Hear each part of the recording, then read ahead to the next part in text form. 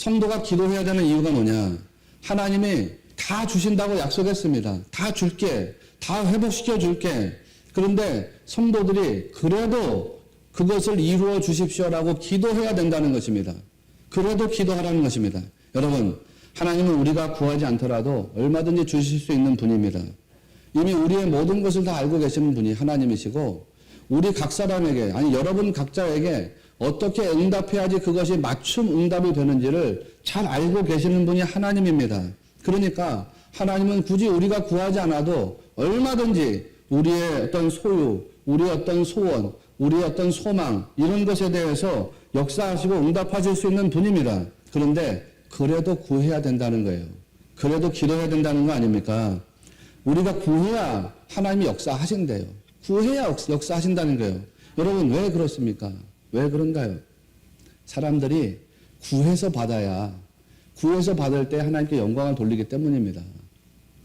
여러분이 구하지도 않았는데 하나님 주신다. 그러면은 여러분은 어떻게 생각하는지 아십니까? 아, 이거 어쩌다가 된 거로구나. 이렇게 생각합니다. 이거 어찌어찌 하다 보니까 그냥 이루어졌구나. 이거 내가 하나님한테 열심히 기도 생활하고 예배 생활하고 헌금을 올려드렸더니 하나님이 내게 주신 선물이로구나, 응답이로구나, 이렇게 생각합니다. 그래서 하나님은 우리에게 그래도 구하라고 합니다. 구해서 받을 때 하나님께 영광 돌리기 때문이고, 구해서 받을 때 하나님은 정말 구하면 주시는 분이로구나, 하나님은 정말 기도에 응답하시는 분이로구나, 하나님은 정말 나를 사랑하시는 분이로구나 라고 하는 하나님께 대한 친밀감을 우리가 가지게 됩니다. 오늘 본문을 이해할 때에 여러분, 일반적인 해석은 이런 패턴으로 나갑니다. 불의한 재판장조차도 이 과부의 청을 들어줬는데 하물며 의로우신 하나님이 너희들이 요구하는 청을 들어주시지 않겠느냐, 뭐 이런 메시지입니다. 6절과 7절을 보면 주께서 또 이르시되 불의한 재판장이 말한 것을 들으라. 하물며 하나님께서 그 밤낮 부르짖는 택하신 자들의 원한을 풀어주지 아니하시겠느냐라고 했습니다. 밤낮 부르짖는 사람의 간구를 들어주신다, 이런 말씀이죠. 이처럼 하나님은 저와 여러분의 기도와 간구를 반드시 들으신다는 거 아닙니까? 하나님께 간절하게 기도하는 사람, 하나님께 강청해서 기도하는 사람의 기도를 들으신다는 겁니다. 이게 일반적인 해석이죠. 이 본문을 대하는. 이 해석을 우리 놓치면 안 돼요. 이 해석을 붙잡고 여러분이 하나님께 매달려서 기도하는 생활을 계속해 나가야 되는 것입니다. 그런데요, 말씀을 이렇게만 다루면은 우리는 크게 두 가지 이유 때문에 이 말씀이 뚫리지 않는 경험을 하게 됩니다. 이렇게만 말씀을 보게 되면 우리 신앙에 벽이 생깁니다. 말씀에 벽이 생깁니다. 그래서 신앙이 뚫리지 않아요. 말씀이 뚫리지 않아요. 말씀이 뚫리지 않고 신앙이 뚫리지 않으면 믿음이 자라질 않아요. 여러분, 믿음이 자라지 않으면 괜찮은 것이 아닙니다. 믿음이 자라지 않으면 이 믿음은 나중에 추락합니다. 이 추락하다가 이 믿음은 나중에 그냥 불씨조차도 사라져버리는 죽은 믿음이 돼버립니다. 그러니까 믿음은 자라야 되거든요. 믿음은 자라야 돼요. 성경에 있는 말씀대로 따르면 장성한 분량에까지 자라야 돼요. 자라야 돼요. 말씀이 그래서 뚫리지 않고 믿음의 갈등이 생기면 문제가 되는 거예요. 그래서 말씀이 뚫려야 돼요. 그리고 믿음의 갈등이 조정돼야 되거든요. 그래서 오늘 말씀을 대할 때 오늘 이 본문 말씀을 어떻게 받아들여야 되느냐라고 하는 것을 우리가 잘 봐야 됩니다. 자, 제가 이렇게 강청하는 사람의 기도를 하나님이 들으신다. 하나님께 간절히 기도하는 사람의 간구하는 소망을 하나님이 들으신다. 이게 오늘 본문을 대하는 일반적인 해석이라고 했는데 여기에만 붙잡혀 있으면 말씀이 뚫리지 않는다고 했습니다. 크게 두 가지 이유 때문에 그렇게 된다고 했습니다. 그 이야기를 제가 설명드릴게요. 한 가지 이유는 만약에 불의한 재판장이 강청하는 여자의 요구를 들어준 것처럼 하나님도 그렇게 하신다라고 하면 우리 하나님은 어떤 분이 되시는 것입니까? 그러면 하나님이 불의한 재판장하고 다를 바가 없게 됩니다. 하나님은 자기 자녀를 사랑하시는데 그 자식이 조르고 졸라야지만 응답하시는 하나님이다 라고 하면 그러면 하나님 불의한 재판장하고 다를 게 뭐가 있습니까? 다를 바가 없습니다. 하나님은 모든 것을 아신다고 하셨잖아요. 그래서 전지하신 하나님, 그 모든 것을 아시는 하나님이 우리에게 기왕 주실 거면 하나님 빠르고 쉽게 주시면 얼마나 좋겠습니까? 물론 이 경우에 우리는 좋은 쪽으로 이제 해석합니다. 우리가 하나님이 원하시는 뜻대로 겸비한 사람이 되게 하시는 과정이다. 이렇게 믿습니다. 그래서 나를 하나님께로 조정하는 시간이라고 받아들입니다. 기도의 시간이 좀 고통스럽더라도 그 시간을 인내하면서 하나님께서 원하시는 모습으로 세워져 가는 것이지 라고 믿습니다. 그걸 받아들입니다. 이러면 좋은 신앙인 거예요. 굉장히 좋은 신앙입니다. 이런 분들의 신앙은 날마다 잘할 수밖에 없습니다. 여러분, 그렇다고 하더라도 강청하는 기도라면 인내하는 것이 고통인 것을 부인할 수가 없습니다. 인내의 시간을 받아들이면 모든 것이 평화인데 이것도 가끔은 회의가 들어요. 이것도 가끔은 의심이 들어올 때가 있습니다. 두 번째 이유는 조금 더 심각할 수 있습니다. 이거 응답의 측면에서 볼 때 구하는 바대로 오지 않기 때문에 좀 심각할 수 있습니다. 오늘 본문 말씀을 응답의 측면에서 보면 이거 믿음의 갈등이 반드시 일어납니다. 신앙의 회의가 들어올 수 있습니다. 특히 내가 원하는 응답이라고 하는 측면에서 이거를 바라보게 되면 신앙은 반드시 넘어집니다. 실족합니다. 왜 그런지는 여러분이 더 잘 아실 거예요. 왜? 기도 응답이라고 하는 게 내가 원하는 대로 오는 것보다 내가 원하는 대로 오지 않는 경우가 더 많기 때문입니다. 어떤 사람에게는 기도 응답이 쉽게 오는 것처럼 보이는데요. 내게는 기도 응답이 쉽게 오지 않는다고 느낄 때가 있습니다. 그게 많이 있습니다. 그러면 왜 그런 것일까 도대체? 왜 내가 기도하는 대로 내게 응답이 오지 않는 것일까? 나는 믿음이 부족한 것일까? 아니면 내 믿음과 내 기도에 문제가 있는 것일까? 이렇게 생각하게 됩니다. 물론 이 경우에도 잘 받아들이는 분들이 있습니다. 제가 이야기하는 것처럼 우리의 기도가 프로슈케로 나가기를 하나님 원하시기 때문이로구나 라고 받아들입니다. 나의 기도가 지금 하나님의 뜻에 맞지 않으니까 하나님이 지금 나의 기도를 하나님의 뜻에다가 맞춰가고 계시는구나. 나의 마음을 하나님께로 맞춰가고 계시는구나. 내 마음, 내 기도, 나의 뜻을 하나님의 마음, 하나님의 뜻에다가 조정하도록 나를 이끌어 주시는구나 라고 받아들이는 겁니다. 영적으로 굉장히 성숙한 분들이죠. 신앙이 좋은 것입니다. 여러분, 그렇다고 하더라도 고민이 완전히 사라지는 건 아닙니다. 예를 들면 이런 경우가 있잖아요. 하나님의 뜻에 맞추면 하나님이 그러면 다 응답하신대. 그래서 이제 기도를 하나님께 맞추는 겁니다. 자, 가족을 위해서 기도하는 분들이 있어요. 우리 자녀들을 위해서 기도하는 분들이 있고 사랑하는 가족들을 위해서 기도하는데 하나님은 내 기도가 하나님의 뜻에 맞춰지기를 원하시지. 그러면 하나님이 가장 원하시는 건 뭘까? 우리 가족들이 다 신실하게 하나님을 신앙하는 거겠지. 뭐 당연하겠죠. 그러니까 여러분 중에는 가족 구원을 위해서 기도하는 분들이 있을 겁니다. 있죠? 여러분 중에 가족 구원을 위해서 기도하는 분이 있습니다. 그러면 그 기도는 하나님의 뜻을 구하는 것입니까? 나의 뜻을 구하는 것입니까? 이거 하나님의 뜻을 구하는 거 아닙니까, 여러분? 하나님, 우리 가족 중에 아무개가 하나님 신앙하기를 원합니다. 이게 하나님의 뜻을 구하는 거 아니겠습니까? 그런데요, 십수년 동안 그 기도를 했는데도 불구하고 여전히 믿지 않는 가족이 있다면 그 기도는 뭡니까, 여러분? 하나님이 내 자아가 더 죽어지라고 요구하시는 것일까요? 물론 그럴 수도 있습니다. 성도들의 기도가 삶으로 나타나기를 기대하시는 걸까요? 기다리시는 걸까요? 성도들의 기도가 자기 부인의 삶으로 드러나실 때까지 계속 기도하라고 하시는 걸까요? 성도들의 기도가 자기 자아를 죽이고 자기 삶을 부인하고 자기의 생각을 부인하고 하나님만을 붙잡고 하나님만을 의지하고 하나님의 담대함을 얻기를 구하는 삶으로 드러나기를 원하시는 걸까요? 물론 그렇습니다. 그래서 우리가 기도할 때 내 자아를 부인하고 하나님께로 나를 조정하는 기도가 필요합니다. 하나님께 내 생각을 갖다 맞추는 것이 필요하고 하나님께 나의 뜻을 갖다 맞추는 기도가 필요합니다. 당연합니다. 그래도 고민이 완전히 사라지는 것은 아닙니다. 그러니까 여러분, 오늘 본문 말씀은 강청해서 기도하면 응답을 받을 것이다 라고만 이해하면 안 됩니다. 그 이해 분명히 여러분의 신앙관 속에 있어야 됩니다. 그래서 하나님께 그까지 기도해야지, 하나님 앞에서 기도하기를 쉬지 말아야지 라는 믿음은 반드시 가져야 됩니다. 그런데 그보다 훨씬 더 중요한 메시지가 오늘 말씀 속에 있다는 것을 보석처럼 여러분이 또 캐내야 됩니다. 오늘 그거를 확실하게 알고 믿으셔야 돼요. 그 이야기를 오늘 여러분과 나누려고 합니다. 3절 말씀을 보면 이 과부가 청혼하는 내용이 나오는데 이렇게 나옵니다. 3절에 내 원수에 대한 나의 원한을 풀어주소서 이렇게 나갑니다.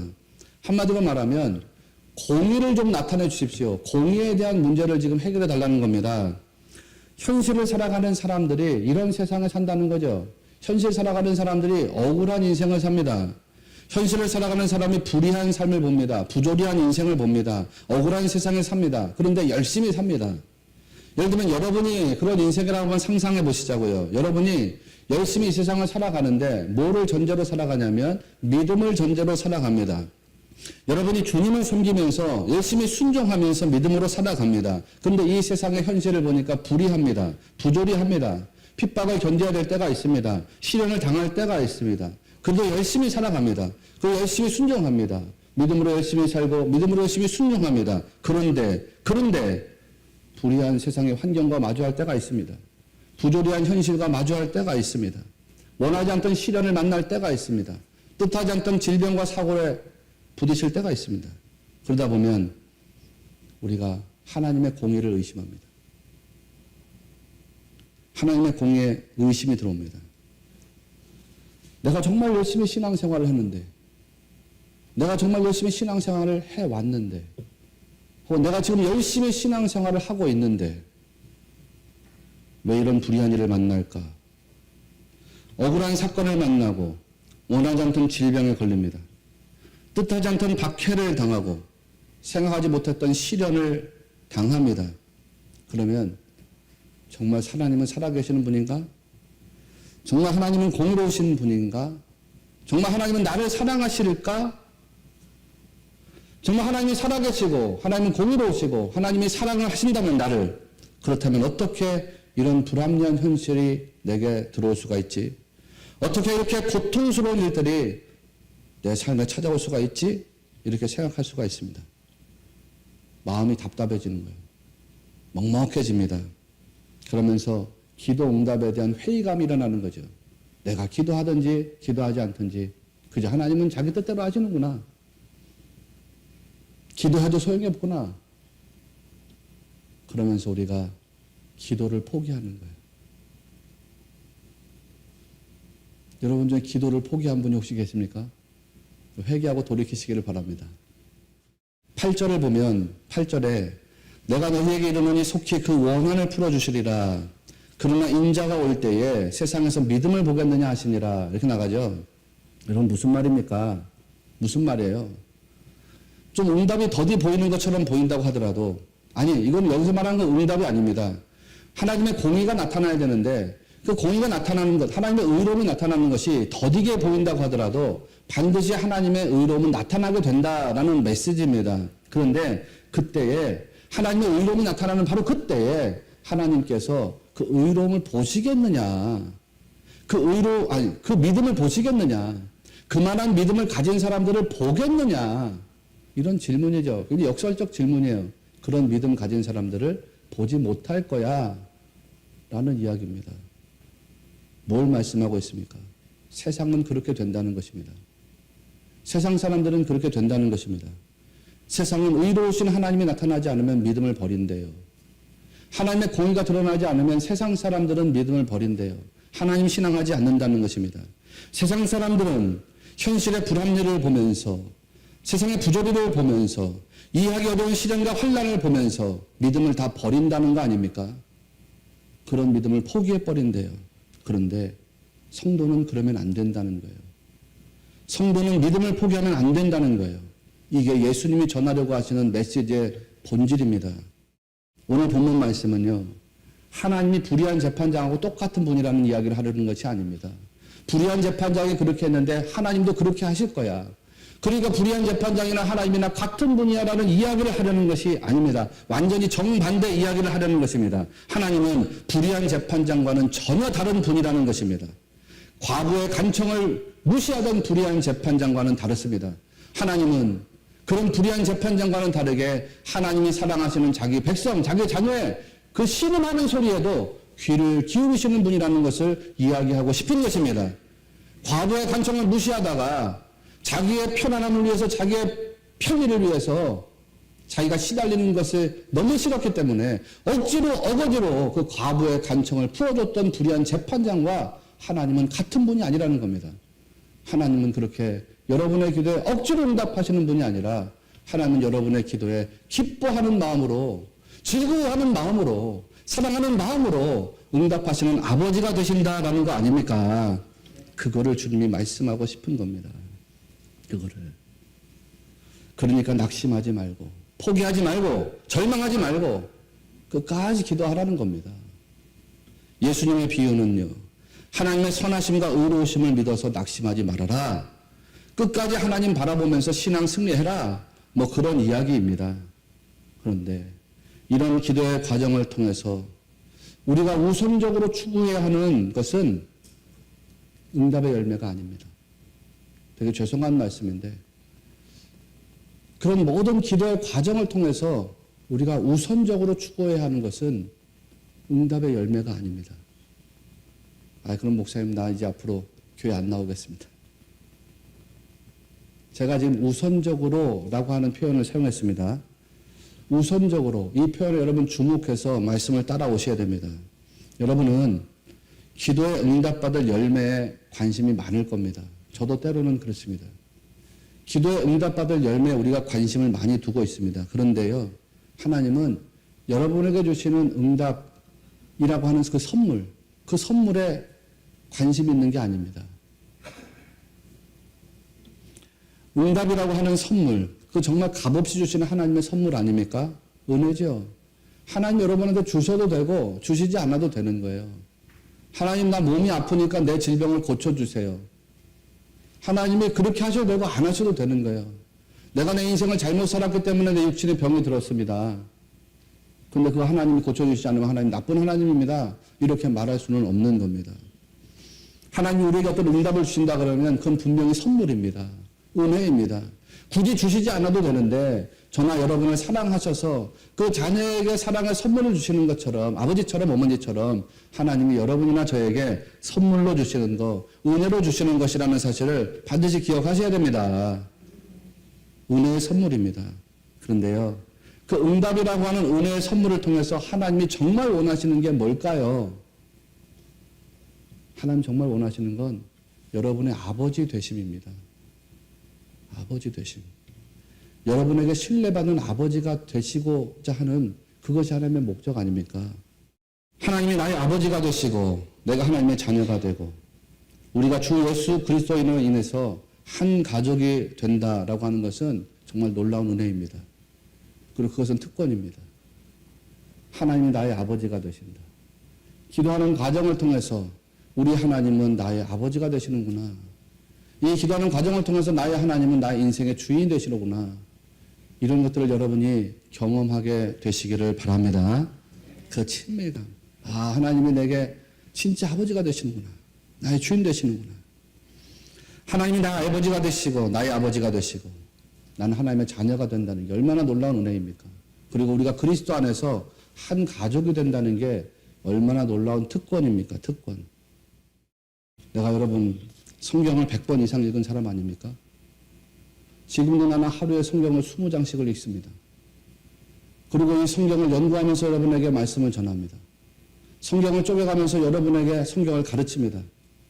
그런데 나는 아직도 이 성경에 대해서 다 알지 못합니다. 그래서 말씀 앞에서는 항상 겸손합니다. 나도 우리 부목사님들이 여기서 설교할 때 나도 앞자리에 앉아가지고 우리 목사님들의 설교를 또렷하게 듣습니다.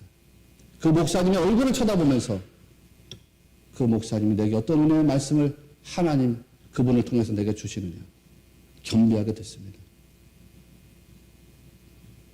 나 아직도 하나님의 은혜의 사람으로 계속해서 사모하는 마음에 갖고 살기를 원하기 때문입니다. 영적인 삶에서의 핵심은 하나님의 약속을 끝까지 붙잡고 가는 것입니다. 말씀이 세상에서 엇갈려 나가는 것처럼 보이는 때가 있습니다. 그래도 하나님 바라보는 게 신앙의 핵심입니다. 여러분 기억하시는가요? 전 재산을 날린 어떤 남자가 목사님을 찾아왔습니다. 그러면서 신음하듯이 말했습니다. 목사님, 내가 모든 것을 잃어버렸습니다. 그러자 목사님이 말했습니다. 믿음을 잃었다니 정말 안타깝네요. 그러자 이 남자가 정색하면서 말했습니다. 무슨 말씀이세요? 난 믿음을 잃어버리지 않았습니다.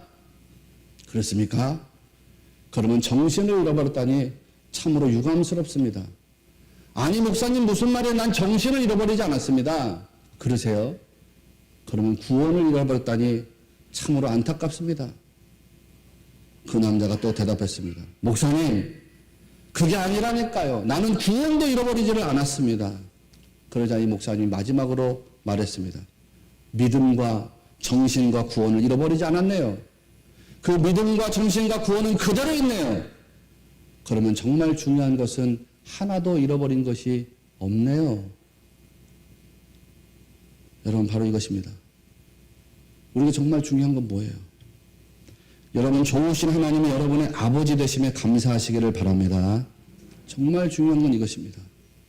여러분이 기도의 시간을 기쁨으로 보내시든지 아니면 고통과 인내로 보내시든지 그 시간이 하나님과 더욱더 친밀해지는 시간이 되시기를 바랍니다. 그렇게 돼야 됩니다. 나의 주님이신 하나님을 아버지로 발견하고 경험하는 시간이 되어야 됩니다. 나의 주님이신 하나님을 내 인생의 주인으로 발견하고 인정하고 경험하는 시간이 되어야 됩니다. 하나님이 나의 아버지가 되셔요. 하나님이 내 인생의 주인 되셔요. 라고 하는 것을 경험하면 담대함이 생기거든요. 담대함. 어떤 응답을 받든지 받지 않든지 별로 중요하지 않습니다. 그저 하나님이 내 아버지라는 경험이 확실하게 주어지면 하나님이 주셔도 감사고요. 주시지 않아도 감사합니다. 내 하나님 나의 아버지가 되시는데 내 하나님이 내게 주시는 것이라면 이게 너무 좋은 것이니까 나한테 주셨을 거고 내 하나님이 아직 내게 주시지 않았으면 내 아버지가 내게 좋은 것 주시라고 기다리고 계시겠지. 그런 믿음으로 담력을 가지고 살게 되는 것입니다. 여러분, 오늘 말씀 제목이 실패는 피할 수 없지만 넘지 못할 산도 아니다라고 했습니다. 세상을 살면서 실패하지 않을 수가 없죠.